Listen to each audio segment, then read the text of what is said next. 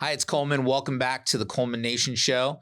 On today's episode, we're going to talk about something that is somewhat controversial, but I think that it's important to understand it and love it or hate it. We're going to talk about, three things that I think people have been talking about recently.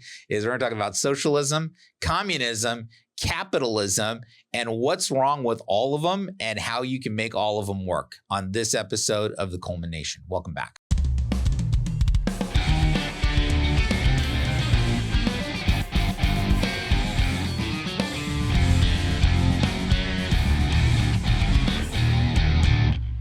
Recently, I had a really interesting argument with one of my friends, and it was kind of funny because the article is actually a relatively positive article, and I started thinking about the subjects specifically of socialism, communism, and capitalism.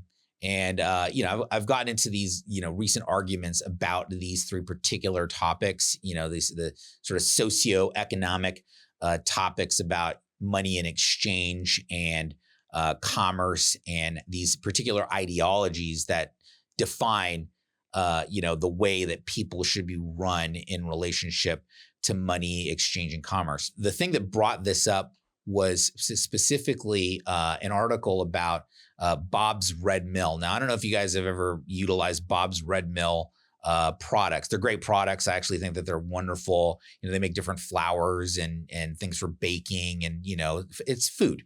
And they had this article about how they are owned by the employees. They're an employee-owned company. And I was like, wow, that's amazing. And so I read the article and it was awesome. And my friend posted, hey, this is a socialism at work. And I laughed. I was like, are you freaking out of your mind? This is 100% capitalism. And I looked at it, I was like, because these people own it. This is owned by the people, right? And so there was this going back and forth about, this collectivist bent about, well, the fact is that it's owned by the people, and this is the way that it should be, and the means of production should be owned by the individuals that are working there, the working class and the downtrodden mass. And this is sort of go off into this other direction. And I said, you know what? I think socialism, I think capitalism is a great system. It has created the most wealth, the most opportunity, innovation across the boards. You've got capitalism has been very, very good for the world, especially for the last, 150 years. And I'd tell you, before we labeled it as capitalism, I think it was the natural way that people would engage in commerce and exchange for goods. It's just an instinctive way. I'm going to take some goods, some furniture, you're going to grow, have some chickens and have eggs, and that person have beef and milk. And we're going to figure out, okay, well, how much time did this cost me, and what's this? And we figure out a way to exchange, and then money is introduced to it as a convenience in order to be able to go, oh, well, this many eggs is worth this many chickens, is worth this many pigs, is worth this much furniture, etc. And we're able to, come to an agreement and exchange money as a replacement for objects and work, right?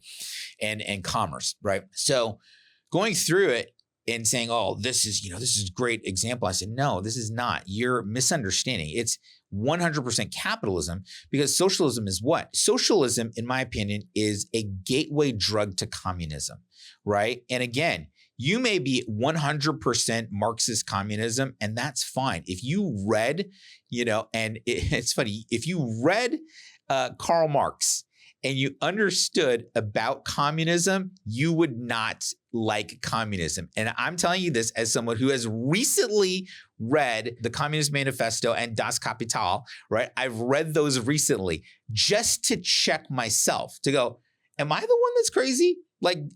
There's all these kids out there right now that are saying that socialism and communism are awesome. And so I said, I'm just going to go back to the source material and reread it. So I reread them recently, and I was like, no, Marx is insane. He's totally lost his mind, And so I started thinking about this concept about, is this socialism? Is the unified ownership of a company socialist? And the answer to that question is 100% no. You know why? Because each one of those people, according to their job, winds up owning, a percentage share of that. And yes, they wind up being able to make profit. But here's the thing, is that they have real pride of ownership because it is their company, right? And so I thought, no. What happened is this guy, Bob from Bob's Red Mill, built this big company. And when he passed away, he left that ownership of what he built to all of his employees. Now, what happens when they leave that job? They keep the ownership, they keep their percentage ownership, or they sell it back to the company or whatever the case may be. But the fact of the matter is that it's always by choice. It's always the fact that they get to choose. Under a socialist, a government, and again, you have to understand that there's varying degrees of the implementation of socialism, right? So, but under a socialist government, and as you start to tighten the sort of the yoke on the working class and the people that are creating the jobs, right? The government starts to come in and go, well, you're getting too powerful, so we want to start taking these things over. We want to start controlling the means of commerce. We want to be the people that are dictating and drawing lines as far as what is going to be capable and what you're going to be able to do as far as being a company. Okay. Now there's total, completely open capitalism where it's like, hey, it's free for all, laissez-faire capitalism. That's not what I'm talking about, because I think that we typically, and this is going to come full circle, we typically have a tendency to want to take a shortcut. We want to have the path of least resistance. So, I want to have wealth over here and I have to, kind of look the other way. Capitalists are absolutely guilty of that, of taking shortcuts. But socialists and communists especially, what are they doing? Is they're taking, things that they didn't build, they didn't work, and using the authoritarianism of their position to be able to sort of stomp and equalize everybody.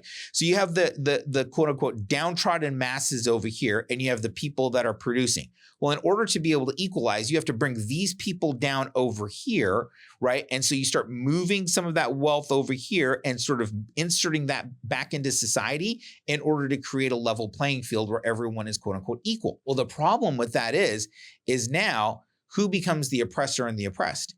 So it's always thought, the people that are the working class are the people that are the oppressed, and the people that are the folks that own all of the means of production, these are the people that are the oppressors. But it's actually not true, because at a certain point, if you implement communism, it flips the other way, where you have the masses are now oppressing who? The people that they thought were the oppressors. And then once everybody is the same level, you know what happens?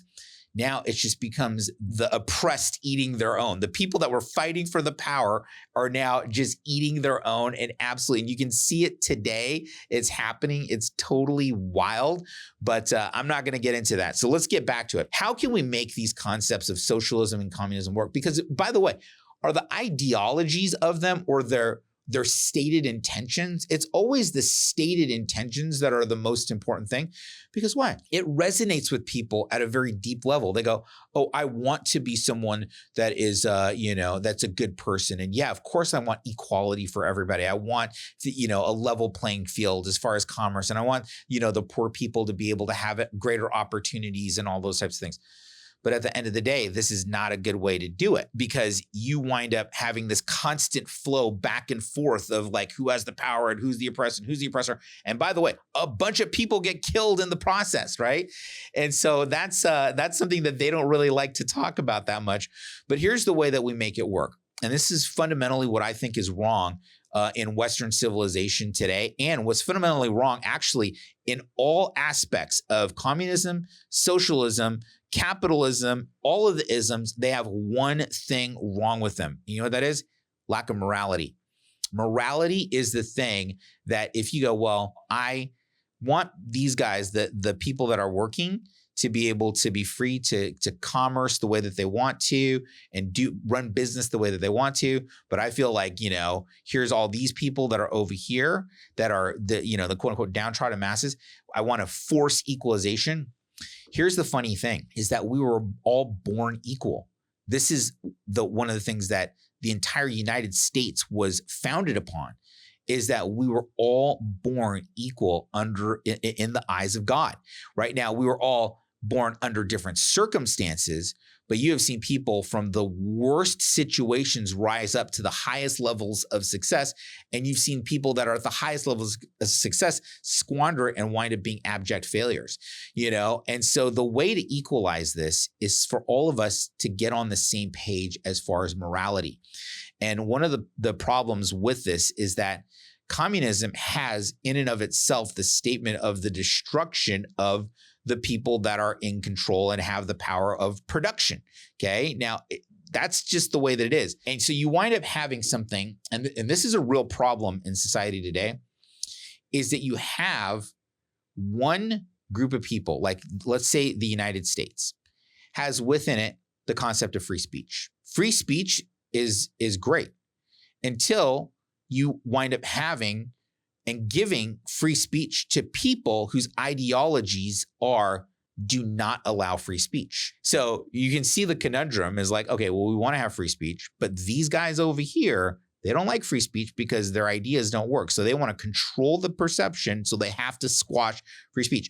The free speech absolutists are saying, it's totally fine for those guys to be able to speak, on whatever they want to. But these guys, as soon as they have power, boom, they're going to shut down free speech like you can't even believe, right? And we're seeing it today. And so this is the thing is that, morality is the thing that levels the playing field. And what do I mean by that? It's the golden rule, right? The golden rule is the secret to, and without getting into, religious ideologies or anything like that, the golden rule is going to be the difference maker, in my opinion, is just how would you want to be treated? Treat others how you want to be treated. Do unto others as you would have them do unto you. Regardless of your religious ideologies, this is a very good way to conduct yourself. And if this were the way that socialism, communism, capitalism were all, had that as its baseline of how you treat others is under the golden rule, I think it would open the gates to a new golden rule economics, a new golden rule type of economy where it's like, hey, we're always going to do the thing that's right. So what would this do? This would fix environmentalism. You'd have big companies going, well, I don't want my oceans to be destroyed. I don't want there to be a bunch of garbage in my city. I don't want there to be, all these different types of things. And so now corporations could wind up simply utilizing the golden rule in their conduct. And if everyone did that, regardless of where they were, and I really think that's where it needs to begin, is individuals, just saying, hey, you know what? I'm going to treat others how I want to be treated. And if that was the paradigm upon which corporations and governments were looking at things, is how we treat the people that work for us or our constituents or the people within our communities is all based upon the golden rule, I think society would be incredible. And in that case, all of these isms, socialism, communism, capitalism, they'd all work because it would always be with the thought in mind, if I were on the other end of this, how would I like to be treated? Case in point, someone says, well, communism would never work. I said, well, hey, listen, if it's from each is his ability to each his need, what happens is people start to lie about their need and about their ability. The people that are really able say, oh, you know what? I'm not that able, but I need a whole bunch more. And so you have a bunch of people that are rewarded for being disabled, which means you have a bunch of people in society that are just taking without giving back. This is very well documented. But if they said, you know what? I am going to work hard. I'm going to do my very best. Right. And I'm only going to take those things that I need, and I'm not going to be greedy about it because that's how I would want to be treated. I would want to be treated honestly in that regard. Right. And I'd want the people that are around me to treat me honestly. I'm going to do that. And everyone conducted themselves like that.